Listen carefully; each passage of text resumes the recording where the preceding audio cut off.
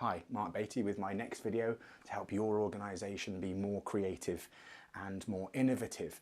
And today's video is about the importance for creativity and innovation of internal and external collaboration. And therefore, in order to achieve this, I have collaborated internally with my close friend and colleague, Dr. David Hughes, who I'm going to be talking to about why collaboration is important for creativity and innovation.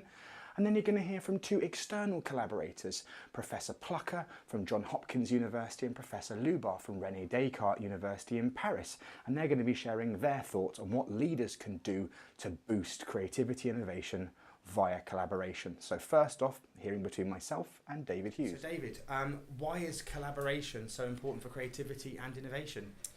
Well, I think if I was to draw on our own research about creativity and innovation, the key thing that you and I do, I think, when we collaborate, is we both have essentially complementary skill sets and different perspectives. We come at a particular problem, problems of shared interest, but we come at them from different angles, different perspectives, and to some degree we have different skill sets and different skill bases.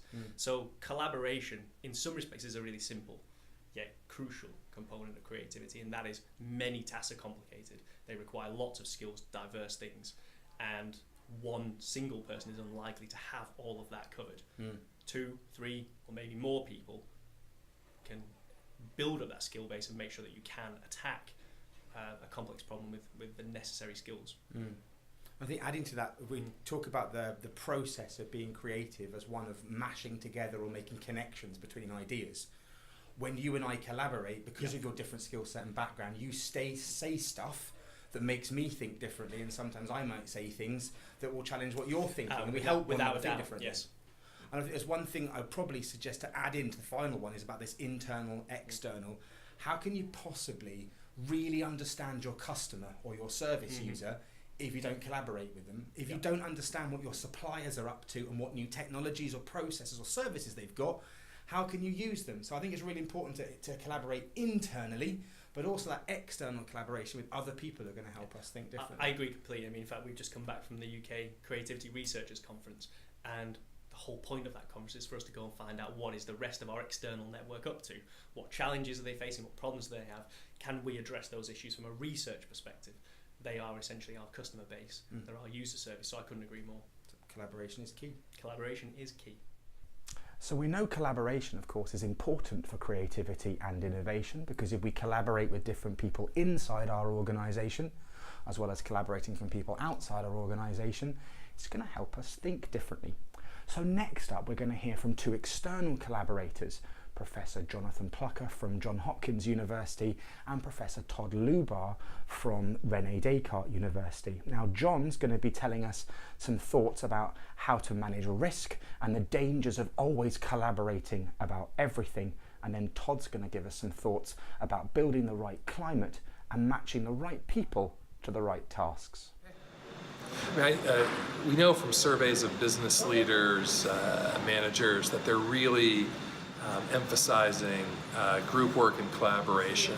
And one of my struggles is that educators tend to hear collaboration and they think students working in groups. But that's not what collaboration is in the 21st century, right? Collaboration is about people collaborating. They don't need to be in the same physical space, but they need to be able to accomplish common goals together. Now, how do we do that, and what's the role of leaders in actually creating a climate in which there can be collaboration? I think the first thing to do is not insist that every collaborative effort involve physical meetings in groups. That's the number one complaint that I hear from people, is I'm just so tired of being in these meetings together when I can collaborate, or we can do it over a distance, and there's just different sort of ways to handle that. But just being flexible about physical space with groups, I think, is a really important leadership skill for creativity. And then just in terms of climate, the one thing that I often hear from people is that they're encouraged to take risks when they're working in these groups. And then as soon as they do anything that's the least bit risky, they get their hands slapped, or they get threatened to get fired, or they get criticized. But anytime anything negative like that happens, you're conditioning the group to not to want to take risks. So why would they then? You're actually managing for them to be less creative, not more creative. Okay. Well, I think that to be creative in a certain task, you gotta configure the team of who's working together and what each person can bring in.